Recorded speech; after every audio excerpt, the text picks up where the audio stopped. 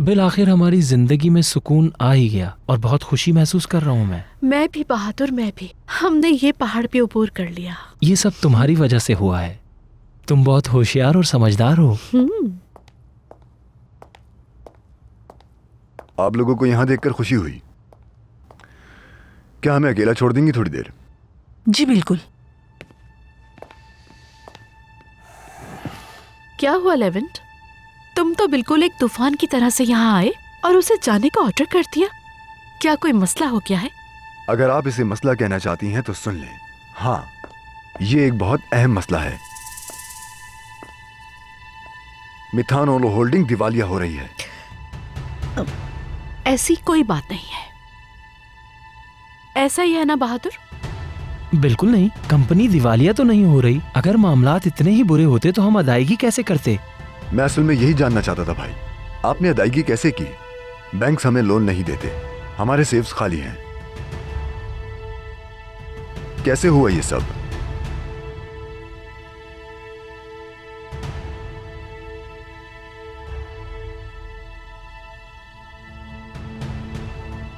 बहादुर भाई, हुरिया, जवाब क्यों नहीं देते आप लोग?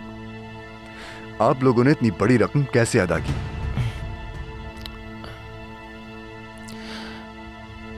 हम आज... बहादुर, नहीं। आप रुक जाइए, मैं आपकी बात सुन रहा हूं भाई। अदायगी के लिए पैसे सूद पर लिए हैं। क्या? क्या क्या कहा आपने?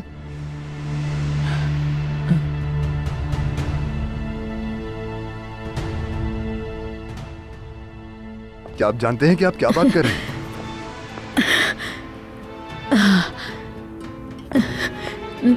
लेवेंट, अम्मी, लेवेंट।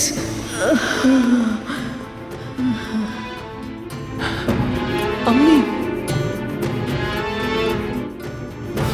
अम्मी क्या हुआ? बेगम साहिबा।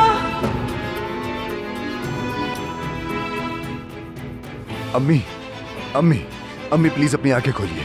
अम्मी, या अल्लाह हमारी मदद फरमा। बेगम साहिबा को क्या हो अम्मी गया? प्लीज आंखें खोलें, आंखें खोलें अम्मी।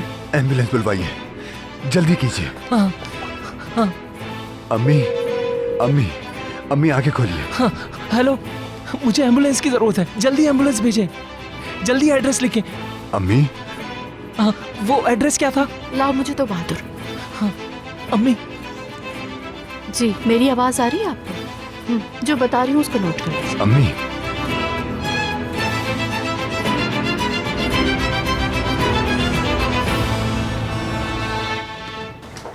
इनको फौरन अंदर ले जाएं।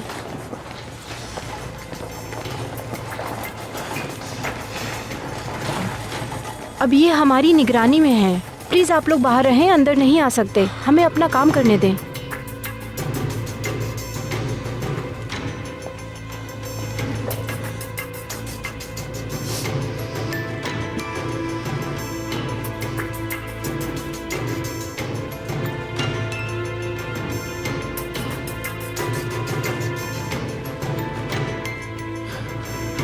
अम्मी,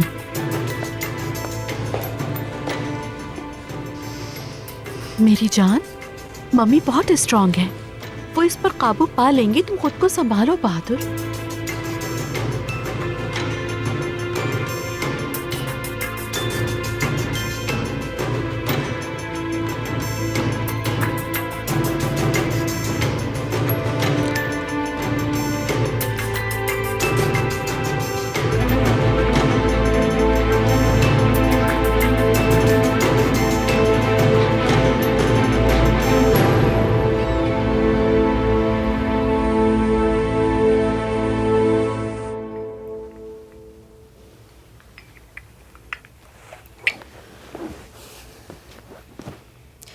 क्या तुम वाकई एक नोट छोड़कर हवेली से यहाँ चली आई?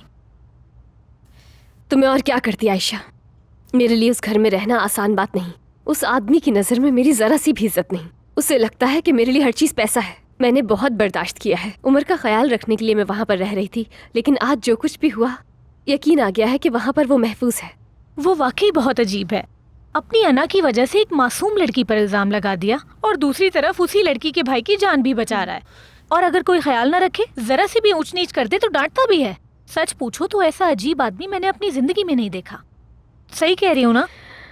वो अजीब तो है आयशा, लेकिन आज जो कुछ भी मैंने देखा मुझे यकीन आ गया है कि उसे उम्र की फिक्र है, उसका ख्याल रखेगा वो सब तो ठीक है, लेकिन ये बात मत भूलना कि उसी की वजह से तुम्हें आज नौकरी छोड़नी पड़ी है। अब क्या करोगी तुम? ये अहम नहीं है। उमर उस घर में महफूज है, ये बात अहम है। मैं अपने लिए कहीं और जॉब देख लूंगी। और उमर तुम्हें नहीं देखेगा तो परेशान नहीं होगा? हाँ, परेशानी तो होगी उसे शुरू में, मगर वो घर शायद मेरे बगैर ज्यादा पुरअमन रहेगा। इसीलिए मैं वहां से निकल आई, क्योंकि मिस्टर लेवेंट जब भी मुझे देखते हैं उन्हें लगता है कि मैं भी उन्हीं चोरों में से एक हूँ जिनकी वजह से उसने अपनी बीवी और बच्चे को खो दिया। इसीलिए उसे मुझे देखते ही गुस्सा आ जाता है। बेहतर रहेगा कि ना मैं वहां उन्हें नजर आऊं और ना ही उन्हें वो सब कुछ याद आए। मैंने इस सब के बारे में बहुत सोचा है। उमर के लिए यही बेहतर है। उसकी याद मुझे भी आएगी, मुझे भी बहुत तकलीफ होगी, मगर यही सही है। ओह मेरी जान, मैं भी चाहती हूँ कि सब कुछ बिल्कुल मुख्तलिफ होता। जब तक उसने मुझे बातें सुनाई मैंने बर्दाश्त की, मगर ये बर्दाश्त नहीं हुआ।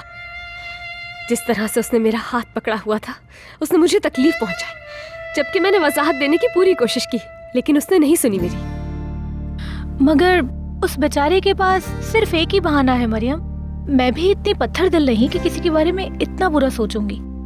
शायद तुम ठीक हो, मगर वो सिर्फ उसकी बदतमीजी ही नहीं थी आयशा, क्योंकि मैंने देखा है, मैंने उसका गुरूर करना, बहुत गुस्सा करना, तरस खाना किसी पर, उसका हर अंदाज देखा है मैंने, मगर जो हुआ वो इस सब में से कुछ भी नहीं। लेकिन वो शख्स तुम्हें नहीं जानता। तुम्हारे और उसके दरमियान हमेशा गलतफहमी ही रही है, जिसे तुम आसानी से दूर नहीं कर सकती।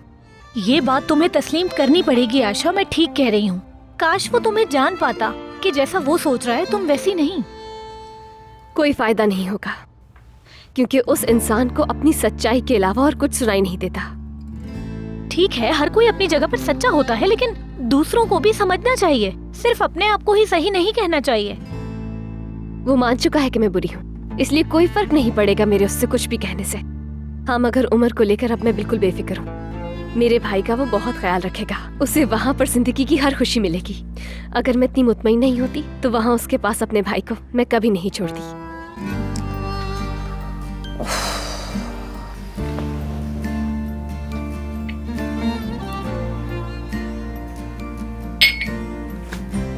अच्छा, अब तुम क्या करोगी? कोई और नौकरी तलाश करोगी क्या? हाँ, ये तो जरूरी है, वरना मैं अपने कर्जे कैसे अदा करूंगी। मैं कल ही जाकर नौकरी की तलाश करूंगी, कहीं ना कहीं तो काम मिल ही जाएगा।